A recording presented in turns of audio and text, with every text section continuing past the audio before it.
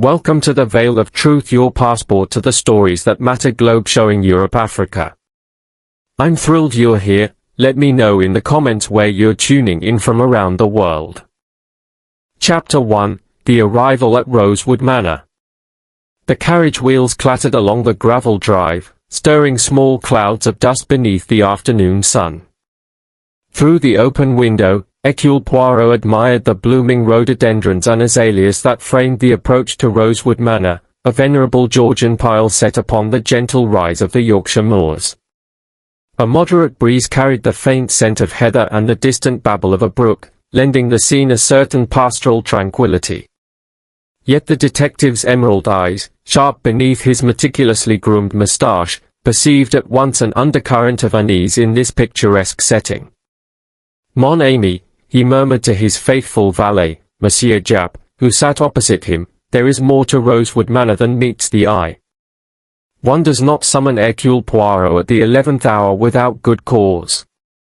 Japp, an amiable man with a shock of auburn hair, nodded gravely. "Indeed, sir. I dare say Lady Arabella Sinclair fears for her brother's life. Her letter was urgent." Across the lawn, the manor's great stone facade stood proud, its tall sash windows glinting in the light. Ivy crept up the flanks of the building, hinting at centuries of history. At the gates, flanked by wrought iron pillars, Lady Arabella herself awaited them, her figure adorned in a simple but elegant gown of dove-grey silk. The pallor of her complexion and the tremor in her gloved hand bespoke worry. "Monsieur Poirot," she greeted, inclining her head with a courtly grace. "Thank you for coming so promptly."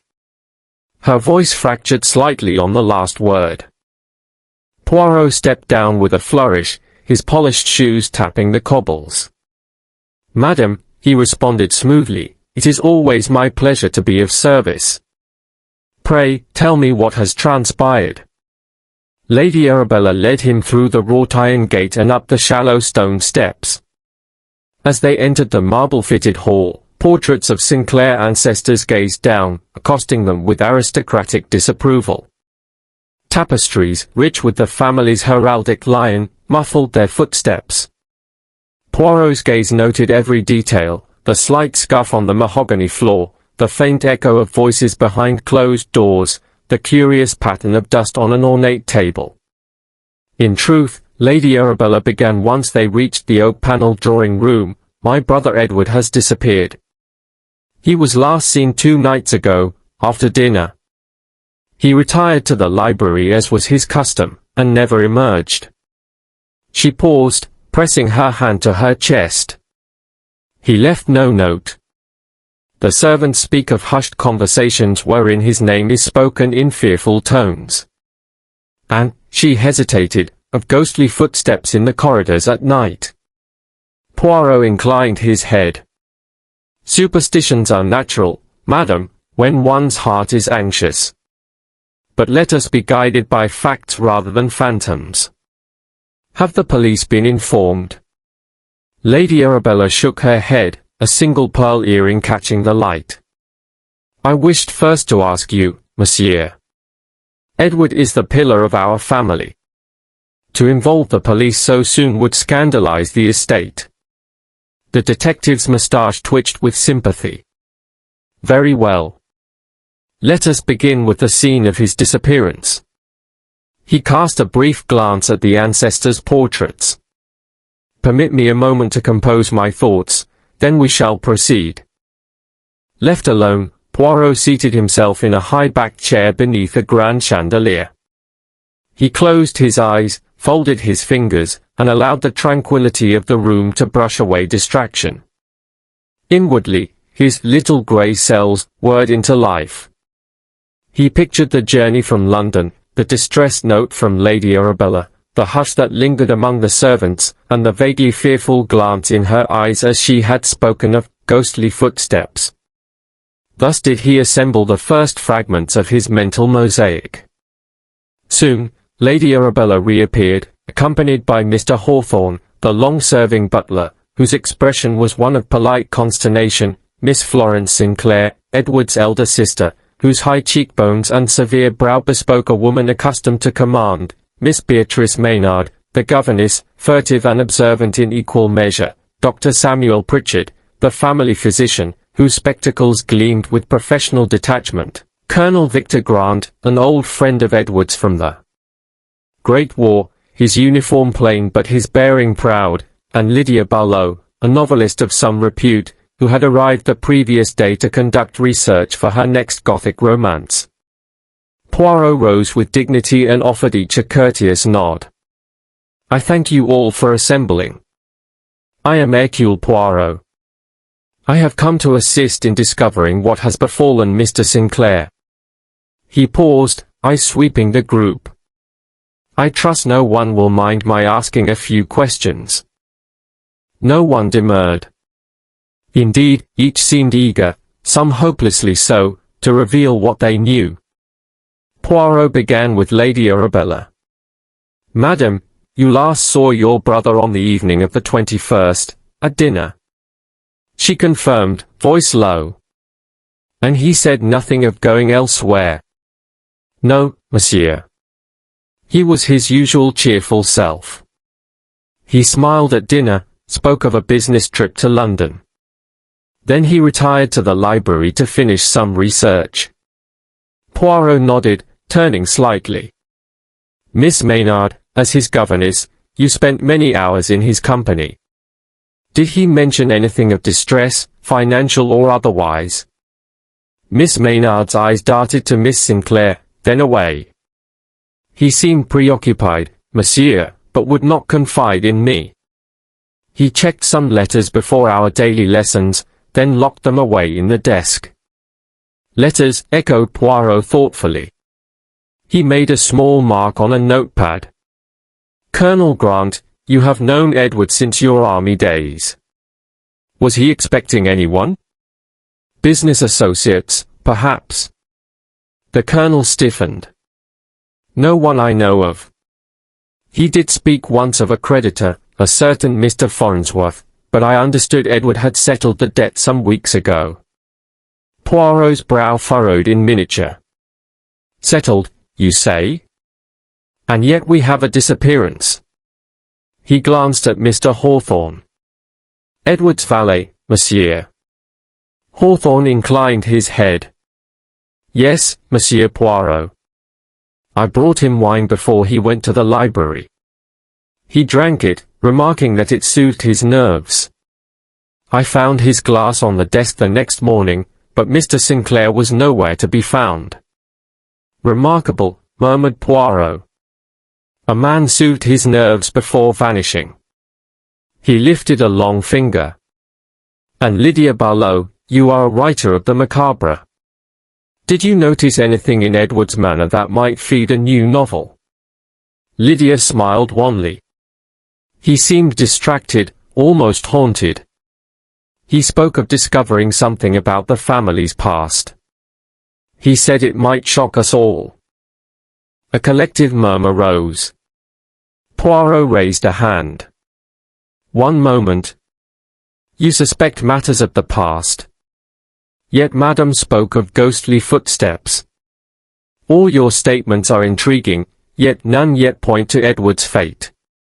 He strode to the window, peering out at the gardens, thinking. The stained glass transom above the door cast prismatic patterns across the Persian rug. Poirot took in the room's ordered opulence, the polished mahogany desk, the rows of leather-bound books, the silver tea service cooling on its tray. On the grand piano, a single sheet of music lay askew. The detective's moustache twitched. Music. Nerves. A creditor. A secret past. The fragments were disparate, yet he sensed they would interlock. Turning, he addressed them, "I shall begin my examination at the library. In the meantime, I beg you all remain calm. Monsieur Japp and I will return shortly with any observations. Pray, do not disturb anything." As he and Japp departed, Lady Arabella's anxious voice followed, "Please find him, Monsieur Poirot." The detective inclined his head once more. "Madam," Reposes. I shall have answers soon. And so, with measured steps and a clear purpose, Hercule Poirot set forth into the heart of Rosewood Manor's mystery, his keen mind alert to every whisper, every shadow, and certain that no secret, however well buried, could withstand the precision of his little grey cells. Chapter 2. The First Impressions. The drawing-room at Rosewood Manor was a study in contrasts, sumptuous velvet drapes in deep burgundy framed tall sash windows, yet a chill hung in the air, as if the house itself were holding its breath. Portraits of stern-faced Sinclairs, generations long past, glowered down from the high walls, and a grand marble fireplace, though unlit, dominated one side of the room. It was here that Hercule Poirot chose to gather the key household members on the very evening of his arrival. Lady Arabella paced the Persian rug, her dove-grey gown rustling against the carpet. A tremor in her shoulders betrayed her anxiety. Beside her stood Miss Florence Sinclair, her elder sister, statuesque and severe in ebony silk, lips pressed into a line of disapproval. Poirot noted how Miss Florence glanced with cold reserve at her younger sibling, as though a single glance might draw fault lines between them. The butler, Mr. Hawthorne, lingered near the double doors, white-gloved hands resting upon his cane. His posture was impeccable, but his pale eyes betrayed unease. A veteran of Rosewood's service, he had known Edward Sinclair since boyhood. To see him distressed was to witness a betrayal of everything he held sacred. Close by, Miss Beatrice Maynard, the governess, fidgeted with a strand of her hair. Her prim blouse and skirt were immaculate, yet her cheeks were flushed with worry. She avoided direct gaze, as though uncertain whether her knowledge would be welcome. Dr. Samuel Pritchard, the family physician, reclined in an armchair beside the fireplace, spectacles perched at the end of his nose. His medical bag lay open on a small table, though he had yet to unpack any instruments. He observed the others with clinical detachment, as though diagnosing a patient rather than attending a crisis of disappearance. By the window stood Colonel Victor Grant, his broad shoulders straining against a plain tweed jacket. A scar along his left jaw attested to the horrors of the Great War. He had been Edward's closest friend, and yet, in the Colonel's taut expression, Poirot detected something more than sorrow. Perhaps resentment, or vexation. Finally, perched on the edge of a settee, was Lydia Barlow, novelist of Gothic romances. Her auburn hair fell in loose waves around her shoulders, and her large hazel eyes gleamed with the thrill of intrigue, though at present, those eyes were clouded by genuine fear. She held a leather-bound notebook to her breast, as though it contained forbidden knowledge. Poirot cleared his throat softly, and every head turned. He inclined his body in a bow that was at once gracious and imperious. Mesdames et messieurs, he began in his cultivated French accent, I thank you for assembling so promptly. I understand that we face a troubling circumstance, the unexplained departure of Mr. Edward Sinclair. It is my task to discover what has befallen him. He laid a gloved finger upon the tea tray, a silver pot, cups of fine bone china, and a small plate of biscuits, untouched. Let us begin with what we know, he continued. Madam, you were the last to see your brother in company. Tell me of that evening. Lady Arabella drew in a quivering breath. It was ordinary enough, she said. We dined at 8. Edward was as cheerful as ever, joked with the Colonel about some wartime escapade, discussed literature with Miss Barlow, and listened patiently as Miss Maynard criticized his handwriting. No one suspected, nothing. He bade us all good night and retired to his library. Poirot nodded, tapping a fingertip against his moustache. And he did not return. No, Lady Arabella's gaze flicked to Mr. Hawthorne. I sent for him at 10. He reported the library empty. I wondered first if Edward had gone for a stroll on the moor, but the gates were locked, and no carriage departed. She brushed away an invisible tear. Very good, said Poirot. Miss Maynard, pardon me, mademoiselle, did you notice anything unusual in your lessons with Mr. Sinclair that afternoon? The governess swallowed. Her voice was soft. He was distracted, monsieur. He kept checking a set of letters and papers he had taken from a locked drawer. Then he looked worried, more worried than I had ever seen him. But when I inquired, he smiled and said it was merely business matters to be settled in London. Business matters. Poirot repeated thoughtfully. He jotted a note. Dr. Pritchard, he continued, turning to the physician, were you present at any point that day? The doctor adjusted his spectacles.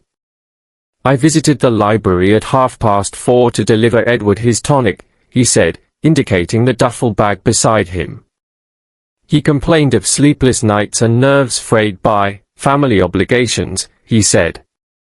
I prescribed rest and a mild sedative. He drank the tonic, and appeared calmer. Only calmer, Poirot mused. Not tranquil. Dr. Pritchard nodded crisply. Tranquility is seldom restored by a single dose, monsieur. Colonel Grant shifted his weight. I saw Edward earlier in the afternoon, while riding in the grounds, he said. He spoke of meeting that evening with someone. The colonel frowned, voice low. I asked whom, he merely shook his head and laughed it off. Poirot's keen eye rested on the colonel. This someone, was it known to any of us? The colonel hesitated. He refused to say, except that it was a creditor of sorts. He claimed the matter would be resolved by morning. A creditor, Poirot repeated, raising his eyebrows. Madam, is the estate, or Mr. Sinclair personally, in debt? Lady Arabella exchanged a glance with Florence, who raised a silk-gloved hand. Our finances have fallen upon hard times, Miss Florence admitted, voice clipped. Expenses soared after the war, and Edward, well, he has been keeping certain matters private. Poirot's moustache twitched with interest. Certain matters private, this suggests secrecy. Miss Florence, you are his sister. Did Edward confide in you? Miss Florence's shoulders straightened. No more than he confided in others. I asked only that the details remain within the family. H.M., said Poirot. And Lydia Barlow, novelist extraordinaire, did you find in Edward's countenance material for your next novel? Lydia Barlow's fingers tightened on her notebook. He was haunted, monsieur, she said quietly. He spoke of a discovery, something in the family archives that would change his understanding of Sinclair history. He said it would surprise us all. A hush fell. Poirot surveyed the group, noting the flicker of alarm on each face. A discovery, he murmured. And yet, no one has seen him since he entered the library at 8. He rose and moved towards the hearth.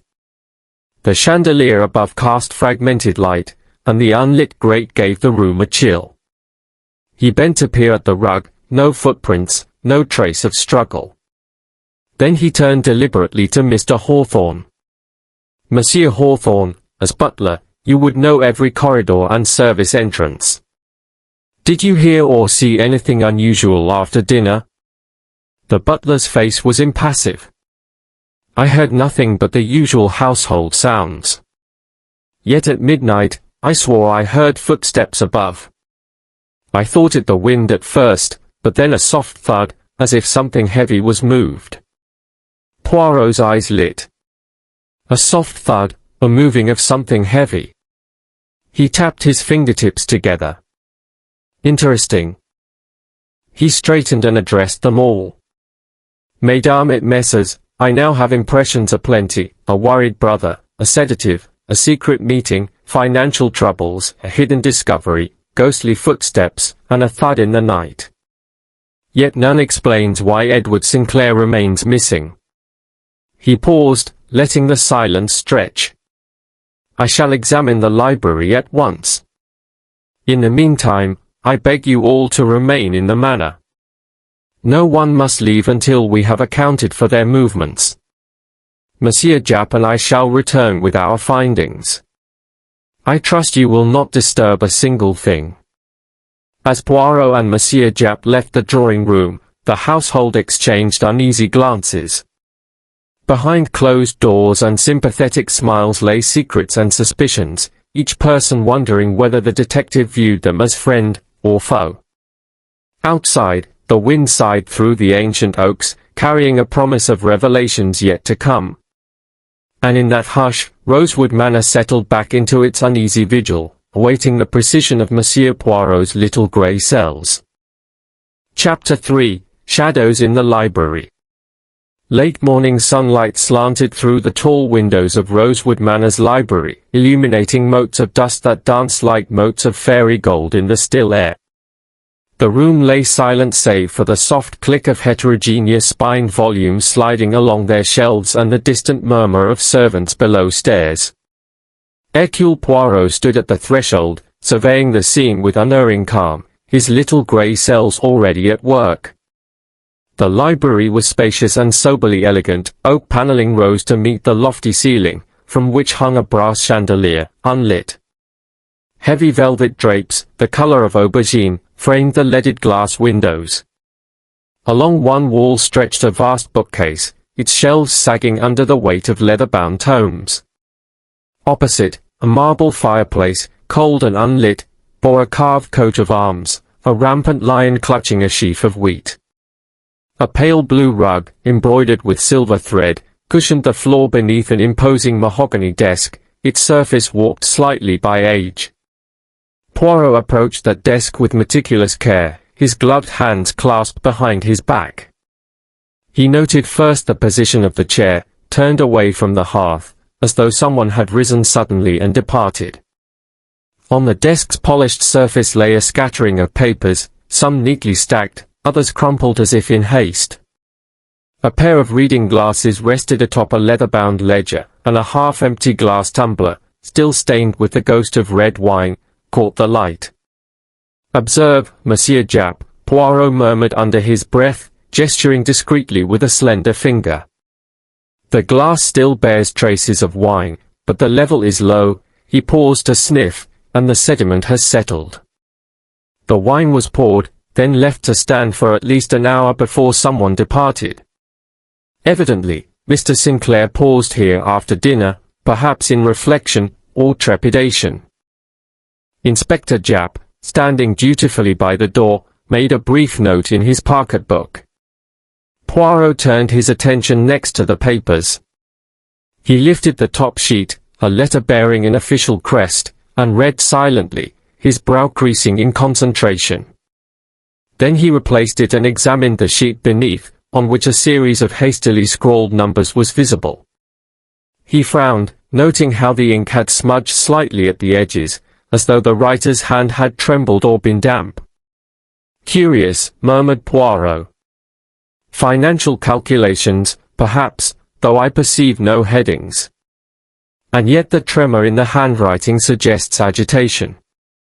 One does not write in ink of this quality when calm." He pocketed a scrap of paper with careful fingers and moved on. At the far end of the room stood a tall bookcase with a ladder attached.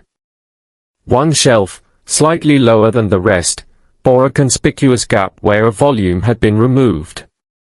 Poirot mounted the ladder with surprising agility for his slight frame and examined the shelf more closely. The surrounding books bore titles on family genealogy, estate ledgers, and local history. The missing tome, he surmised, must have related directly to Sinclair lineage, likely something Edward sought in his research. Descending, he addressed Japp in a low voice. "The removal of that volume is no accident. It was planned, someone wished to hide or consult its contents. We must ascertain which book was taken and why." Moving to the fireplace, Poirot inspected the hearth's hearthrug for footprints. The fine hearth dust had settled into the blue carpet, but at its edge lay two distinct imprints, one of a coachman's boot, the other of a slipper with an intricate embroidered pattern. He squatted to examine the slipper print. See, Jap, a delicate embroidery of intertwined branches. It is obviously a woman's slipper, perhaps Miss Barlow's or Miss Maynard's. He brushed his gloved hand across the mark, lifting a small fleck of silver thread on a spotless dust cloth and placing it in an evidence envelope. Jap peered over his shoulder. Should we question the ladies on this? Poirot shook his head. Not yet. We observe first, question later. He rose and crossed to a small reading table where a worn leather satchel lay open. Inside were letter files and a handful of envelopes addressed to Mr. Farnsworth, the creditor Colonel Grant had mentioned. Poirot extracted one and examined the postmark, a nearby port town. He corresponded with this individual by letter, and discreetly. The dates suggest ongoing negotiations. Jap, aghast, asked, "Do you think Mr. Farnsworth had designs upon Edward?" "Possible," replied Poirot. "But not necessarily in a hostile sense. A creditor may be a friend, if one pays the debt. Yet why would Edward confine the paperwork to this private sanctum? He must have feared someone intercepting it." Poirot's thoughtful gaze swept the room.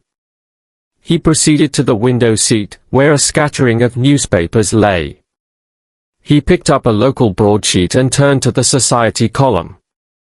Here, in minute print, was a report of a recent theft of family heirlooms from a neighboring estate. Poirot's eyes narrowed. Edward had been dabbling in antiquarian research. Perhaps he uncovered something more valuable than knowledge, the detective murmured. He placed the paper into a separate envelope. At the far corner, stacked neatly upon a small table, sat a tray with a silver service, a decanter filled with water and a crystal glass. Poirot tested the rim of the glass and sniffed. No hint of wine remained. He smiled. Hydration for the late scholar, or for someone else, arriving after Edward's departure. The presence of two glasses of different beverages suggests two distinct visitors. He tapped the table. One came with red wine, another with water. We must learn their identities. From a low shelf beneath the window he retrieved a sizable atlas, the map of the local region, and found the area around the estate. He spread the pages across the desk and marked, with his fingertips, a series of coordinates that corresponded to local landmarks, the old boathouse by the lake, the sunken well on the moor, and a disused ice house in the wood. He traced a line from the library window, as though imagining a route. He knew this countryside intimately. He nodded, and used that knowledge to his advantage, or to mislead us. Poirot replaced the atlas and stepped back. With a decisive air, he summoned Jap's attention.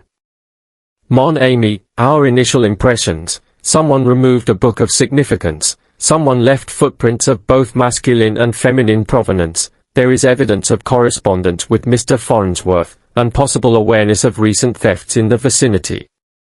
We have two visitors, one who took wine, another who drank water. We must now search for signs of forced exit. He moved to the desk drawer and, with a slender probe, lifted its edge. The catch showed signs of being forced, the wood splintered minutely. Inside lay a sealed envelope addressed to Mr. Sinclair, postmarked the day before. Poirot slit it open with care and extracted its contents, a single sheet bearing an ornate signature, warning Edward to abandon his inquiries for the family's sake. The handwriting was bold, the ink fresh.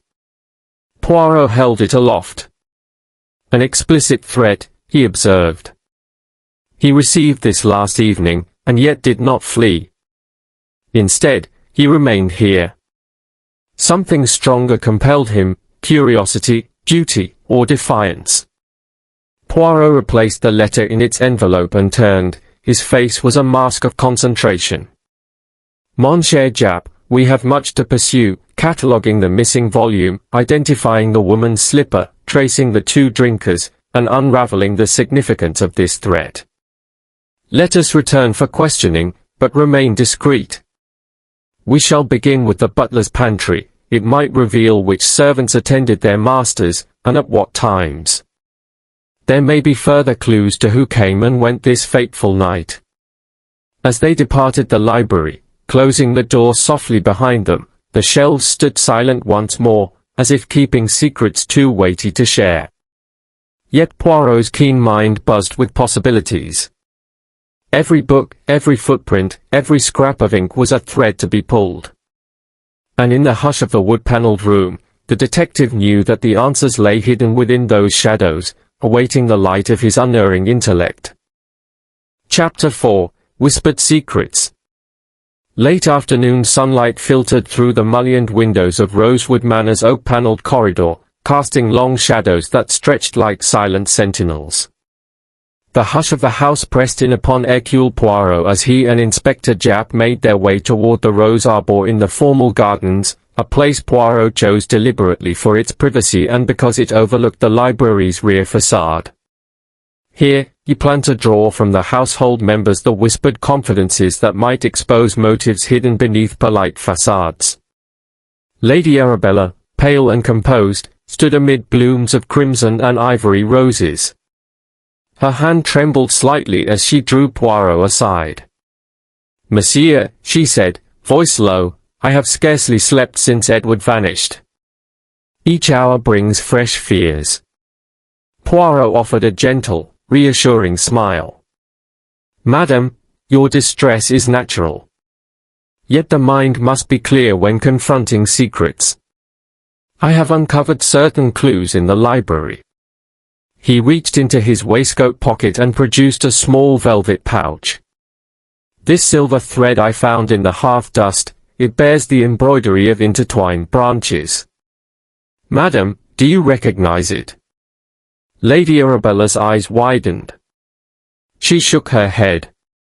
"No, monsieur. I am no needlewoman." He nodded gravely. "Very well. But someone in this household is. I shall return this to its owner in due course." They rejoined Inspector Japp, who stood beside Miss Maynard. The governess's face was drawn, her hands clasped in front of her. Poirot addressed her with the courteous firmness he reserved for sparring partners. "Mademoiselle, you have seen much of Mr. Sinclair's studies. You told me he spoke in hushed tones of letters and papers. Might I ask what those letters concerned?" Miss Maynard glanced nervously toward the house, as though fearful of unseen ears. "They were bills, monsieur. Repeated demands from a firm called Farnsworth and Company.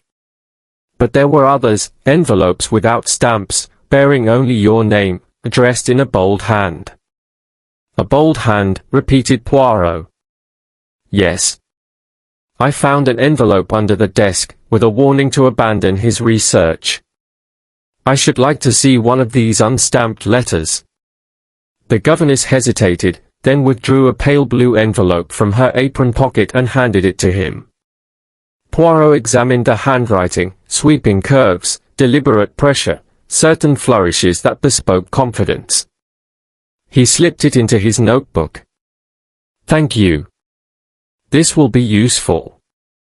At that moment Miss Florence emerged from the shade of the yew trees, her expression as rigid as the garden statues. She placed a restraining hand on her sister's arm. "Arabella, you must not weary Monsieur Poirot with conjecture. We have provided our accounts, now let him do his work." Poirot inclined his head respectfully. "Madam, I appreciate your patience. Yet the smallest detail may unlock the largest mystery." He turned to Miss Florence. "You spoke earlier of family finances. Pray tell me, what did you mean when you said Mr. Sinclair kept certain matters private?" Miss Florence's lips pressed into a thin line. She glanced at the arbor's roof, then back at Poirot's eyes. I meant that Edward discovered discrepancies in the estate's accounts, funds missing, entries altered. He confronted me about it yesterday. I refused to explain. A hush fell over the group. Lady Arabella clutched her sister's arm. Poirot regarded Miss Florence with serene intensity.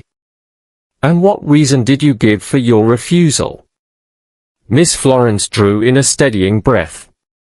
"I said the matter would be explained later, when the auditor came. But Edward insisted on seeing the records immediately." Poirot tapped his fingertips together. "I see.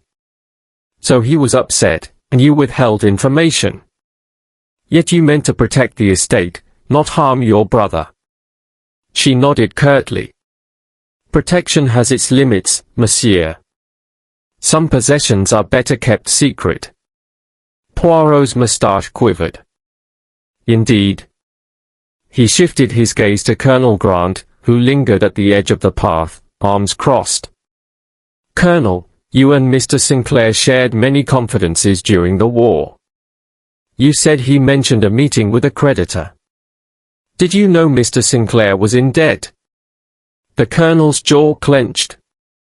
"Not in debt, exactly. He invested in a speculative venture, Overlord Railways in Africa. He believed it would restore the estate's fortunes. But it soured. He stood to lose a considerable sum." "In Africa," Poirot repeated. "Tell me, did he say when he would meet this creditor?" "Last night," the Colonel replied, gaze flicking to the house. "He claimed the debt would be settled by dawn." Poirot's eyes narrowed. Yet by dawn, he had disappeared. Curious indeed. Before Japp could speak, a soft rustle of silk announced Lydia Barlow's arrival. The novelist moved with graceful caution, notebook clutched at her waist. Poirot greeted her warmly. "Mademoiselle, you overheard two heated exchanges between Mr. Sinclair and Miss Florence by the rose arbor. What else did you hear?" Lydia hesitated, fingers brushing the notebook's leather cover. "They argued about money. She accused him of recklessness, he accused her of profiteering. But before they spoke, I heard Mr. Sinclair murmur one name, one woman's name, repeated twice. I could not discern whose. It sounded like Beatrice." Miss Maynard's face blanched. She stared at the ground. Poirot's gaze flicked among them, each pair of eyes glimmered with secret fear or guilt. He placed a steady hand on Lydia's shoulder. "Bravo, mademoiselle. Excellent work. You may have intercepted the most telling clue of all." He addressed the governess with gentle firmness. "Mademoiselle Maynard, you are implicated now. Pray tell us, why did Mr. Sinclair utter your name before vanishing?" Miss Maynard drew a shuddering breath, tears brimming. "He discovered letters, private letters from before I came here. He found they were written by a woman named Beatrice Maynard, a relative who died tragically, claiming the estate was built on illicit gains. He said he would reveal the truth, and I feared disgrace." She pressed a trembling hand to her breast. "I realized he had changed. The man I served had become someone I hardly recognized. He spoke of exposing our family's grave sin." Her voice cracked. "I loved this position, this house. I didn't want scandal to destroy everything." Poirot regarded her compassionately. "You feared ruin more than remorse. Yet you did not wish him harm." Miss Maynard shook her head. "No, monsieur. I only wanted to steal those letters, hide them, or burn them." She looked at the others. "I hid them in the chapel's confessional, and I tried to make it seem like someone else had taken them." Poirot tapped his notebook. "And yet the letters remain missing, and Edward remains missing. Where did you hide the torchlight upon which you meant to retrieve them?" The governess glanced at the colonel. "In the cellars." by the old wine cask. A murmur ran through the group. The wine cellar lay beneath the library, a possible route for ingress or egress. Poirot's eyes danced.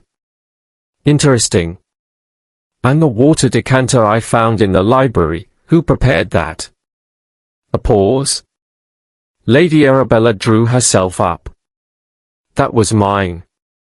I had water brought to the library when I considered disturbing my brother. I wanted to speak with him about those family documents. But by the time I reached the door, it was locked. Poirot acknowledged her with a nod.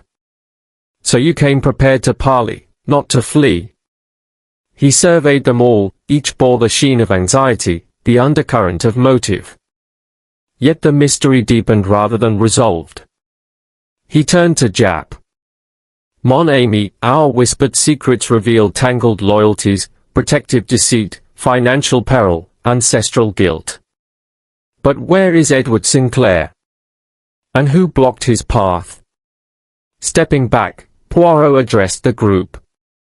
I thank you all for your candor. I believe we now understand the emotions that have driven each of you. Yet emotions foul the waters, we must follow evidence. I shall catalogue these revelations and return shortly. He enclosed his notebook. Until then, I beg you to remain within reach. No one must wander alone. Secrets, once whispered, can still lead us astray. As he and Jap departed for the cellars below, the Norman columns of the arbor stood silent witness to confessions that scented the air like crushed petals. And in the hush of late afternoon, Poirot's little grey cells trembled with the weight of newly unearthed truths, certain that the next revelation lurked just beyond sight. Chapter 5, A Mysterious Letter.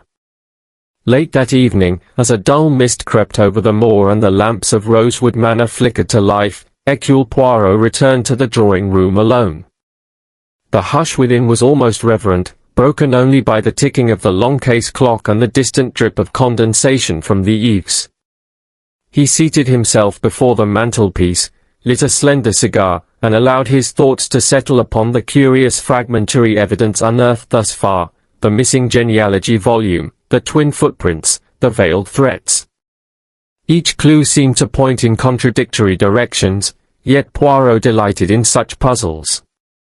At precisely 10 minutes past 9, a discreet knock sounded at the door. Poirot peered through the peephole. No servant stood without. With his keen eyesight, he discerned a folded envelope thrust through the letterbox slit. He rose, retrieved it, and returned to his chair, weighing the envelope in gloved fingers. Its paper was heavy, cream-colored, unmarked by any crest, and sealed with a smudge of dark purple wax bearing an indistinct monogram. He examined it under the lamp's golden glow. "One bien belle enigme," murmured Poirot. He broke the seal carefully, removed the letter, and smoothed it out on the small card table beside him. The handwriting was elegant, flowing, and yet the words bore a bite of menace. Monsieur Poirot, if you wish to uncover the true fate of Mr. Edward Sinclair, meet me alone at midnight in the old boathouse by the lake. Come without followers, and without alerting the household. Otherwise, you shall be the next to vanish. A friend. Poirot read the letter twice, noting the subtle indent of the pen, the angle of each flourish. Whoever penned it wished to intimidate, and yet to entangle him in some private revelation. He pocketed the letter, tucked the wax seal into his casebook, and prepared himself mentally for the midnight rendezvous. The boathouse, disused for decades, perched at the water's edge some way from the servant entrances, it was the perfect location for clandestine meetings. He placed the letter within an inner pocket of his frock coat, lit a small electric torch from his velvet-lined case, and slipped through the silent corridors, careful to avoid waking the household. In the library, he paused to collect his scrap of ciphered verse, the dithyrambic lines found under Edward's chair, folding it into his pocket alongside the letter. Each would play its part in unraveling this new turn. Outside, The night air was sharp, the mist cloaking the chapel, the rose arbour, and the long vista of lawn. Monsieur Japp, true to Poirot's private instructions, watched from the far side of the stables, ready to intervene if need be. Poirot strode swiftly across the dew-soaked grass, his gait measured, his moustache glistening with tiny droplets. The moon, wan and obscured, lent the moor an otherworldly sheen. Reaching the boathouse, Poirot halted at the edge of the timber-plank jetty. The lake was as smooth as obsidian, reflecting ripples of moonlight. The boathouse door, grey with age, bore no handle on the outside, it swung inward on creaking hinges at his gentle push. Within, paddleboards hung unused, and the scent of damp wood and fish lingered. Poirot clicked on his torch and swept the light around. No figure stirred. He stepped inside, the floorboards creaking beneath his shoes. Suddenly, a soft voice whispered from the gloom, "Monsieur Poirot." He swung, torch in hand, revealing Lydia Barlow, cloaked in dark wool, her face pale but resolute. "Madame Barlow," exclaimed Poirot in delight tinged with relief. "I confess I did not suspect you would be my informant." She advanced, glancing anxiously toward the door. "I had to persuade myself that you would not forsake us," she whispered. She paused, swallowing, then placed a letter upon a chipped wooden bench. This was found in Edward's coat pocket, hidden beneath his cuffs. He tore it in half, but I have joined the fragments. Poirot knelt to retrieve the paper. It bore a printed heading, Duchy of Windermere, Registry Office, followed by a brief note in Edward's script.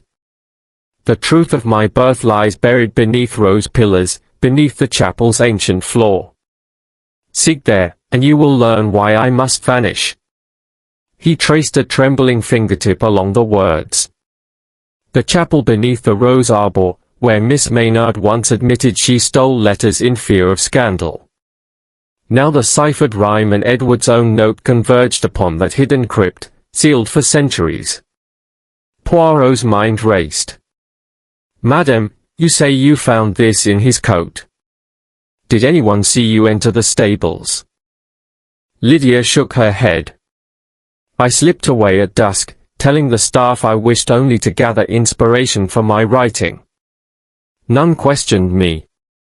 When I discovered Edward was missing, I returned and found his coat draped over a sun-decked chair." Her voice quivered. "Monsieur Poirot, I believe Edward left this as a sign, to guide you, and to protect himself." Poirot tucked the note into his casebook.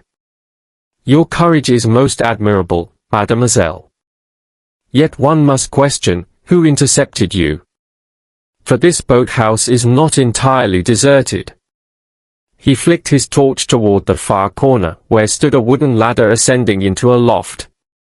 There, the silhouette of a man descended, tall, broad-shouldered, face hidden beneath a wide-brimmed hat. "Stay back," growled the figure, stepping into the beam. "Poirot, you're meddling in affairs far beyond your remit." Poirot held his torch steady, eyes narrowed. "Monsieur, pray, remove your hat." Slowly, the man lifted it, revealing the stern face of Mr. Hawthorne, the butler. His crisp uniform and upright posture were smudged with dust and worry etched in every line. "Hawthorne," cried Poirot. "I should have known the faithful servant would play a part in this drama." Hawthorne's voice trembled. He paused, gripping the ladder's rail. "I did not wish to harm Edward, but to protect the estate." He swallowed. "He discovered what I had done, sold family heirlooms to pay debts incurred by Lady Arabella's extravagances. When he threatened to expose me, I had no choice." Poirot's expression softened. "Forgive me, my friend, but your choice was to endanger a man's life. What became of Mr. Sinclair?" Hawthorne's shoulders slumped. "I led him into the cellar, convinced I could deter his interference. But then someone else collapsed the hatch above, trapping us both." I heard Ed's screams fade into silence. By the time I returned, he had gone, and the entrance was sealed from below. I swear, monsieur, I did not kill him. Poirot's eyes gleamed. Then you are not alone in your guilt, and not the author of the midnight summons. He produced the wax seal from his pocket. This seal belongs to a different hand altogether, stylized letters A-B entwined. Lady Arabella's monogram. His tone was gentle but resolute. Come, let us leave this place. There are confessions yet to be heard, and a chapel floor awaiting discovery. With that, Poirot beckoned Lydia back to shore, while Hawthorne followed in subdued horror. As they emerged into the moist night air, the little grey cells of Hercule Poirot burned brighter than ever. In the hush of the moor, the breathless outline of the chapel waited. And with it lay the final twists that would unmask every secret and lead to Edward Sinclair's fate. Chapter 6, The Web Tightens. By dawn's pale light, Rosewood Manor lay draped in silver mist as though the very walls conspired to conceal its secrets. In the great morning room, its tall windows framing dew-beaded lawns and ancient oaks, Hercule Poirot assembled the household once more. Lady Arabella Sinclair, her once poised composure now drawn and fragile, Miss Florence Sinclair, statuesque and imperious, Colonel Victor Grant, his war-hardened countenance shadowed by concern, Miss Beatrice Maynard, the governess whose gentleness belied the turmoil within, Dr. Samuel Pritchard, the family physician whose clinical calm masked unease, and Mr. Hawthorne, the butler whose steadfast loyalty had begun to fracture under the weight of suspicion, all stood in solemn circle. Mesdames et messieurs, Poirot began, his voice even and measured, last night we uncovered motives, confessions, and a clandestine rendezvous, but no sign of Mr. Sinclair himself. We know he left instructions pointing to the chapel beneath the rose arbor. It is there, I believe, that the next crucial clue awaits. I ask each of you, in turn, to accompany me to that chapel and speak freely of what you know, or fear. A hush fell. One by one, they followed Poirot across the flagstone terrace and down the vine-clad steps at the rear of the gardens.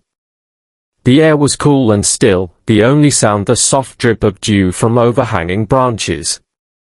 At the foot of the stairs, a low oak door inset with wrought iron hinges stood ajar. The detective paused, producing a small lantern from his case to illuminate the narrow stone stair. 1. Colonel Grant's testimony. The colonel descended first, broad shoulders hunched against the damp chill. At the base of the stairs, a vaulted chamber unfolded, flagstones set unevenly, walls of ancient stone, and the grated opening of a hidden crypt recessed beneath a simple altar. Poirot held the lantern high. Colonel, you once accompanied Edward here in search of ancestral records. Tell me what you recall. The colonel's voice was steady but hushed. Monsieur, Edward believed this crypt contained documents that would explain a cryptic scandal centuries past, something connected to our family's fortune. He ventured here alone, lantern in hand. I waited above, listening to his muttered observations. After some time, I heard a muffled cry, followed by a dull crack. Fearing he had disturbed a tomb, I descended, but found the chamber empty, Edward gone, and a single lantern lying broken by the altar.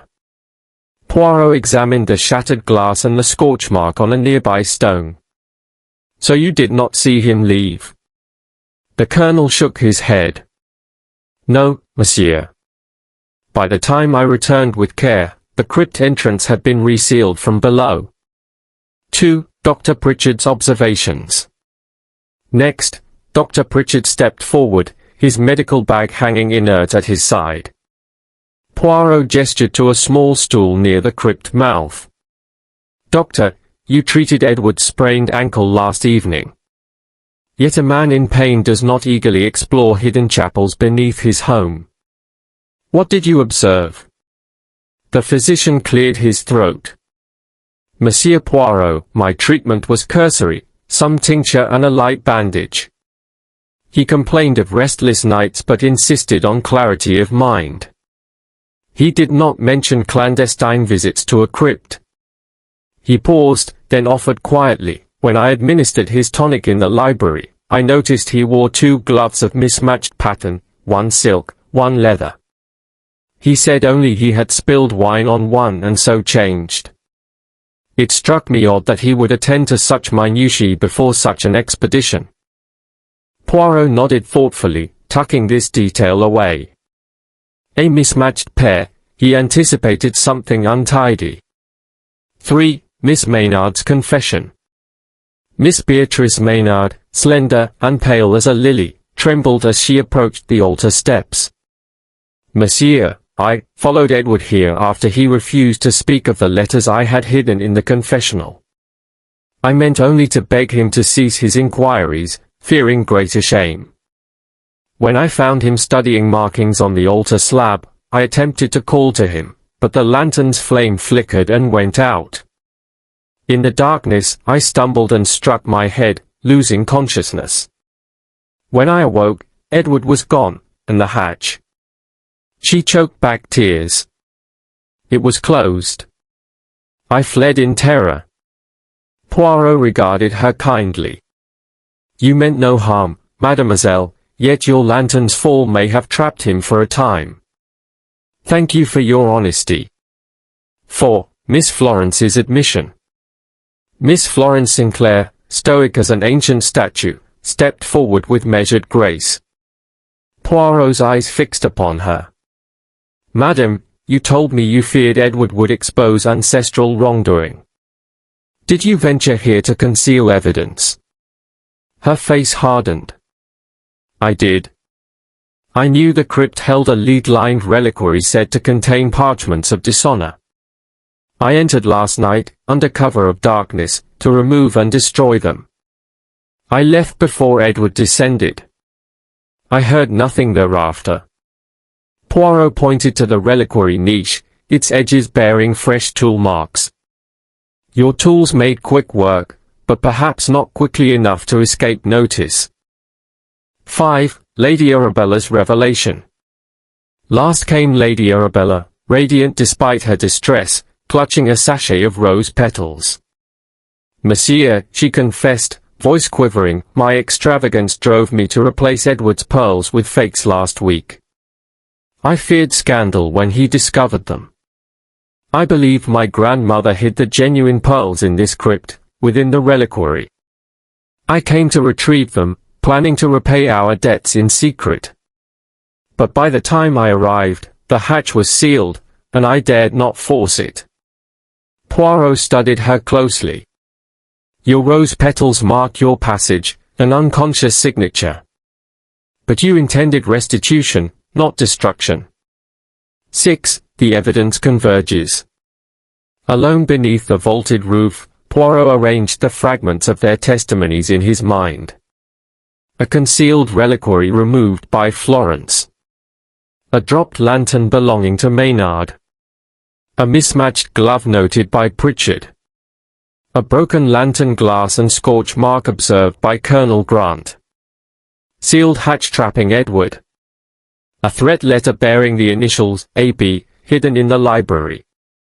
He knelt to examine the floor by the altar, 2 footprints in the fine dust, one the colonel's heavy boot, the other a delicate slipper embroidered with silver thread. The slipper, he recalled, matched the dust cloth sample taken from the library. He retrieved the tiny silver thread and held it to the light. "Mademoiselle Maynard," he said softly, "this embroidery corresponds to your personal mending kit, does it not?" Her face drained of color. "Yes, but I wore slippers upstairs that evening. I did not intend to enter the chapel." Poirot's eyes flicked upward, noting the way the morning sun slanted through a high window, illuminating a hidden ledge. He stood and examined it, finding another slipper print, this one deeper, pressed with greater weight. He brushed away dust to reveal a small key. "This unlocked the hatch from above," he murmured. "And this mark," he pointed to a smear of purple wax on the pew arm. Matches the seal on the letter sent to me." He turned to Lady Arabella. "Your monogram sealed the threat urging Poirot's attendance at the boathouse. You sought to isolate me, to keep the hatch's key hidden." She stammered, "Monsieur, no, I feared the pearls would be discovered alongside other sins." Poirot retrieved a scrap of ciphered verse. "Edward, seeing your involvement and knowing Florence's removal of documents, Maynard's concealment of letters, Hawthorne's sale of heirlooms, everyone had motive. His note guided him here, to unmask the truth himself. But someone else, desperate to bury every secret, sealed him below, intending him never to emerge.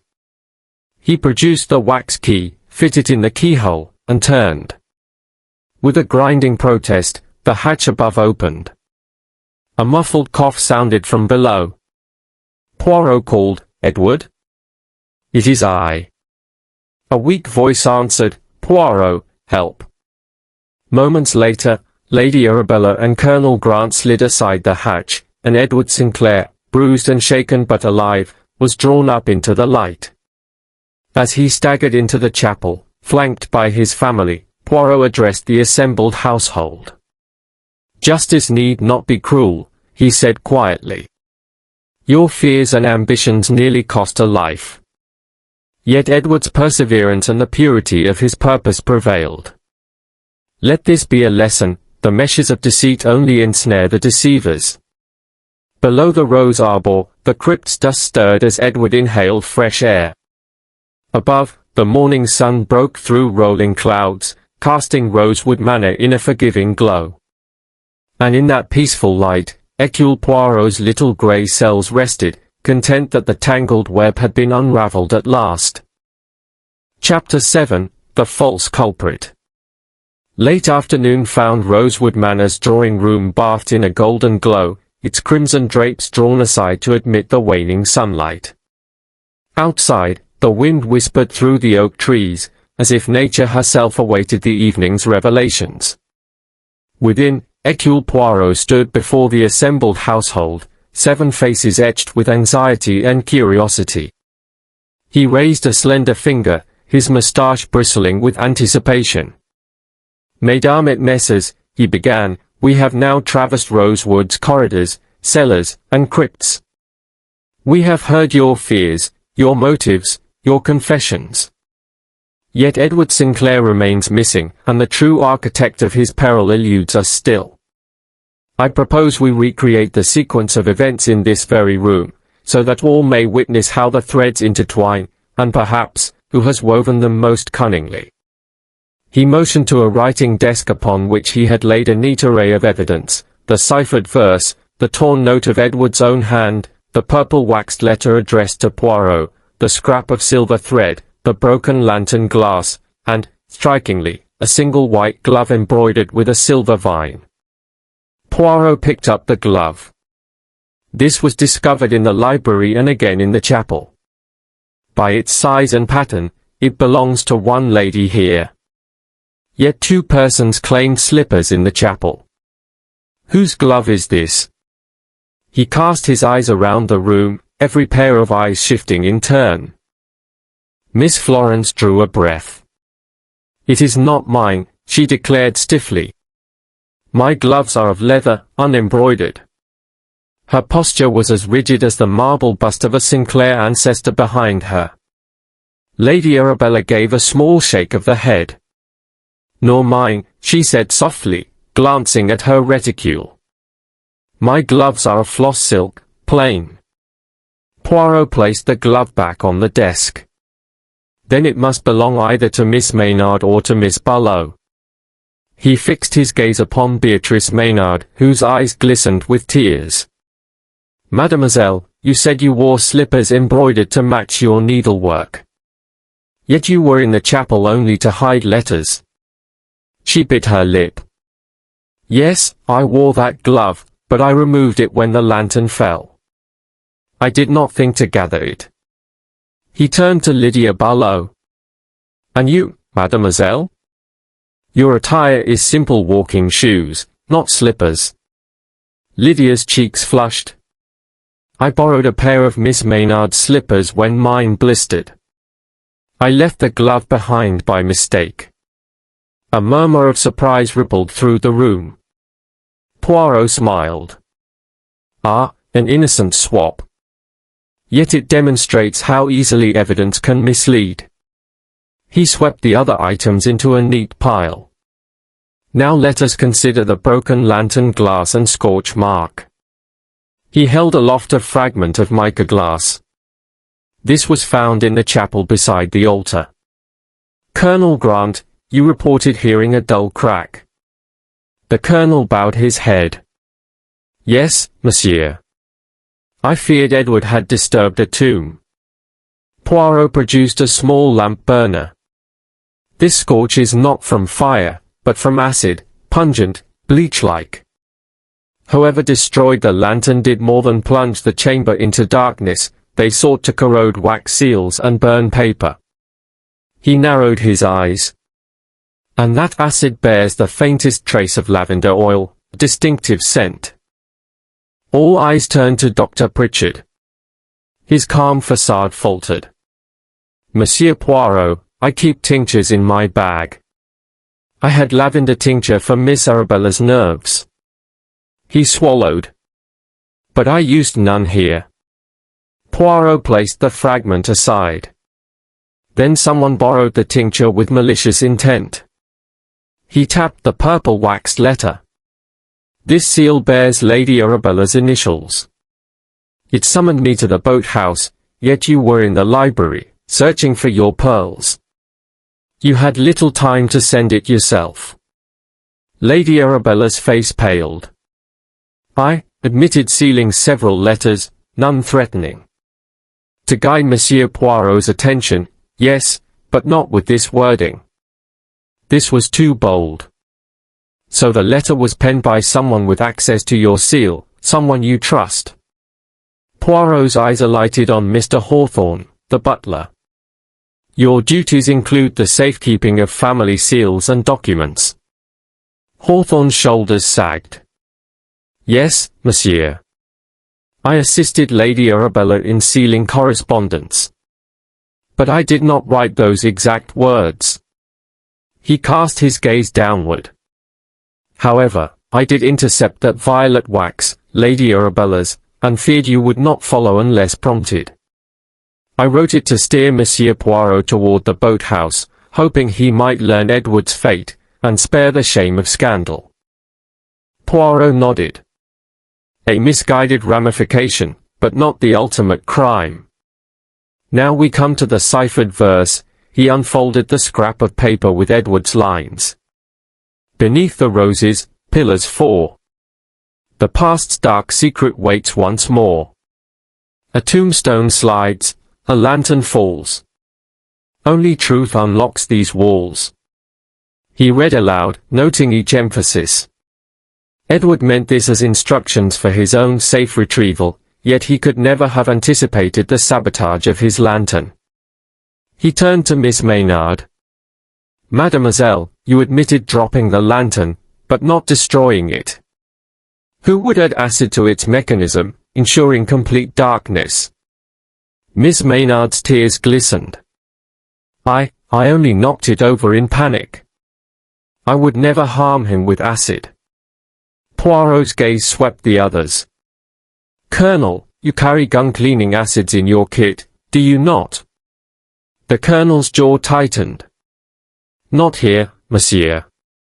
In the field. I have none of those corrosives at Rosewood. Then the tincture must come from the library's service shelf. He glared at Dr. Pritchard. Your medical bag contains bottles of various strengths. The doctor's composure cracked. I used it to neutralize a small spill of medicine in the library. I did not think it potent enough to corrode metal. He crossed his arms. Monsieur, do you accuse me of deliberate sabotage? Poirot placed the glass quietly on the desk. Not yet. But note this, whoever corroded the lantern had intimate knowledge of the library's contents. Now, let us examine the bruise on Edward's left ankle. He produced a medical sketch from his notebook.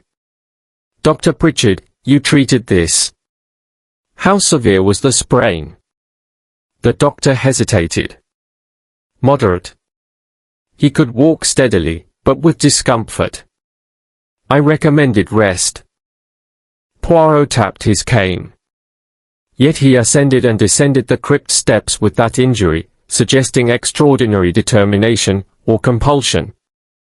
He fixed his gaze on Lady Arabella's trembling hands. "Madam, you spoke of retrieving family heirlooms. If Edward opposed you, he might have resisted your attempts, and in the scuffle, your thick-heeled shoes could have injured him." Lady Arabella gasped. "No, I never confronted him directly. I only meant to open the reliquary." Poirot leaned forward. "But someone did oppose Edward here, someone who wished him dead or buried." He held up the torn note of Edward's own hand.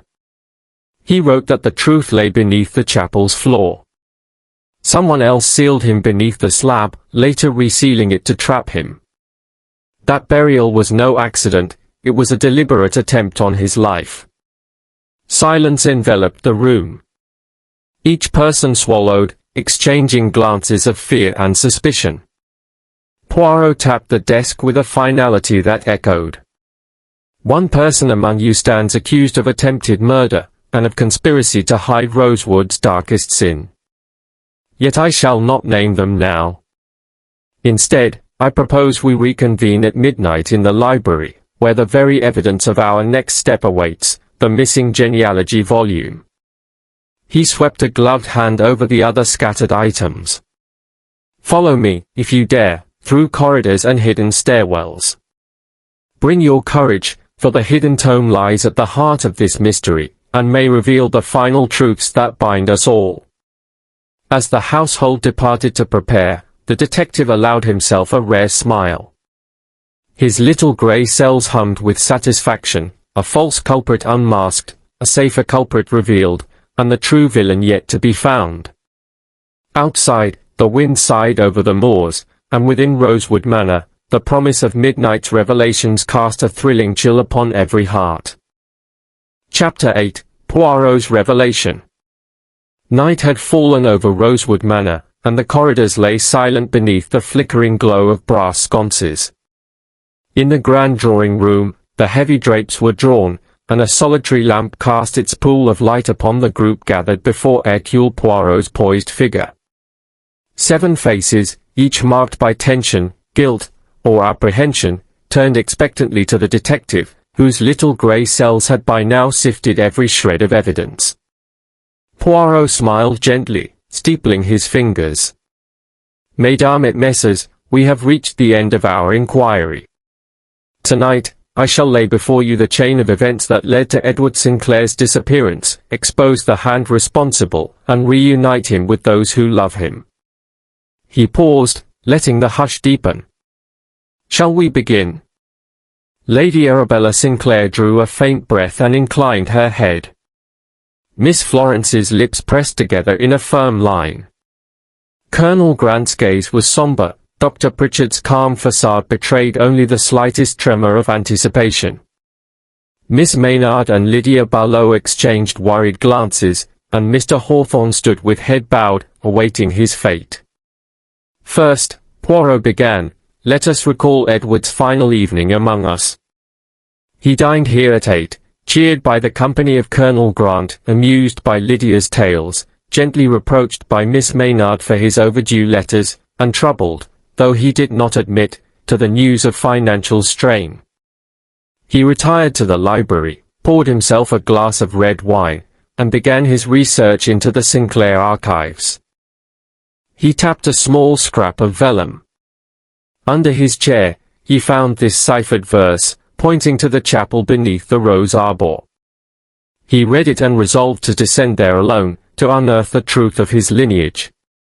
Yet 3 individuals held motive to prevent his discovery, and 2 of them took steps to do so. All eyes flicked among one another. Poirot continued, "Miss Florence Sinclair, you discovered that Edward's research threatened to expose a centuries-old deed by which the Sinclair wealth was originally amassed, an unscrupulous transaction that cast a long shadow upon your family's honor. You entered the chapel first, removed the incriminating parchments from the reliquary, intending to destroy them. You departed before Edward arrived, confident your secret was safe. Miss Florence's shoulders stiffened, but she neither spoke nor looked away. Miss Beatrice Maynard, continued Poirot, you, too, had much to hide. Knowledge of your namesake's scandalous letters, penned before your appointment here, letters that would shatter Lady Arabella's reputation if revealed. You followed Edward to retrieve those letters, lantern in hand, only to plunge the crypt into darkness when your light was extinguished, then flee in terror. Miss Maynard's eyes brimmed with tears, but she nodded. Lady Arabella, Poirot intoned, your own extravagances led you to replace Edward's pearl necklace with fakes, selling the genuine jewels to cover mounting debts. You believed he would never forgive you, and so you sought the chapel's hidden cash in hopes of recovering further heirlooms to repay your misdeeds. But you neither concealed Edward nor harmed him directly. Lady Arabella pressed her gloved hands together, pale but resolute. Poirot paused, surveying the room. But one among you engineered a darker fate. He held up the torn fragment of Edward's own note. The truth of my birth lies beneath rose pillars, this note guided him here. Yet no sooner had he prized the tombstone, than the hatch above was sealed behind him, trapping him in darkness. Almost at once, an acid was applied to his lantern, corroding its mechanism and ensuring his cries were unheard. He lay entombed, injured by a lump of masonry and the collapse of a second flagstone, until Mr. Hawthorne, an accomplice turned remorseful, unearthed him in the small hours. A soft gasp rose from the company. Poirot's grey eyes fixed upon Colonel Grant. Colonel, you heard that dull crack beneath your window but dared not investigate. Yet you alone had access to the chemical acids we found puncturing the lantern's brasswork, acids used in gun cleaning and field medicine. You knew of Edward's venture into the crypt and understood the power of darkness. Colonel Grant's jaw clenched. Monsieur. But there is more, Poirot pressed on. Your presence in the gardens after dinner was unexplained. You claimed an appointment of business, yet no such visitor came. Your war-honed hands wielded the tools that left the spade marks on the hatch, and your cuff bore the smear of purple wax from Lady Arabella's seal. You borrowed it to forge the letter drawing me away, ensuring you had time to commit the act. Colonel Grant's face crumpled. You have no proof. Poirot smiled, drawing forth a small silk handkerchief. On this you once dined, Colonel.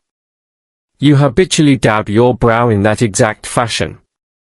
Yet when I examined the lantern shards, I found ebony fibers matching the lining of your uniform's overcoat. Furthermore, Lydia Barlow's borrowed slipper, left behind in haste, marked the chapel floor, but only after your heavy boot print in the same dust. You sent Lydia as an unwitting decoy, ensuring Miss Maynard and Miss Florence were suspect before you struck. The Colonel's shoulders sagged. Edward discovered I had secretly funneled estate funds into my own post-war investments. He threatened exposure. His voice broke. I intended only to scare him, to bury him for a time until I could negotiate with Lady Arabella. I never meant him lasting harm. Poirot inclined his head. An act of desperation, born of greed and fear. Yet near fatal in consequence. He turned to Mr. Hawthorne. But you, dear Hawthorne, intercepted the key from the library, believing you could free Edward later. Your loyalty faltered when you saw the hatch sealed. You assisted Edward's release at dawn, but it was too late to absolve your guilt. Hawthorne's eyes brimmed with sorrow. I helped him to safety. I? And Dr. Pritchard. Poirot addressed the physician. Your tincture of lavender, tested innocuous by you, you lent to your patient in hopes of soothing his nerves. Yet Colonel Grant, knowing your kit remained in the library, borrowed it for nefarious ends. You were misled by appearances. Dr. Pritchard bowed his head. Forgive me, monsieur. I thought only to aid my patient. Poirot swept his gaze across the assembled household. And now Edward himself emerges to confirm these confessions. He tapped the long case clock. He arrives at this very moment. As the hour chimed midnight, the library doors opened, and Edward Sinclair, gaunt but upright, entered. His left ankle was bound, his clothes dusty and torn. Relief swept across Lady Arabella's face, Miss Florence's eyes softened, even Colonel Grant's shoulders straightened at the sight of his brother. Edward approached Poirot. Mon ami, you did indeed unravel every corner of this house. He bowed to each in turn. I forgive my family, for misguided impulses born of fear. And I forgive you, Colonel, for your desperate gambit. Poirot smiled, rising. Madam, Messrs, this tragedy reveals how easily honor can be sacrificed to fear. Yet it also shows that truth, once uncovered, mends the deepest wounds. Let this night be remembered not for its darkness, but for the light of confession and reconciliation. He turned to Edward. Monsieur, you have the floor. Edward embraced his trembling sisters, then addressed the company. My birthright may be tainted by ancestral deceit, but it is redeemed today by honesty and forgiveness. Let us rebuild our legacy on truth, not concealment. Lady Arabella stepped forward, offering his hand. Brother, you are our guiding star. Miss Florence bowed her head in contrition, and even Colonel Grant approached with a tremor of regret.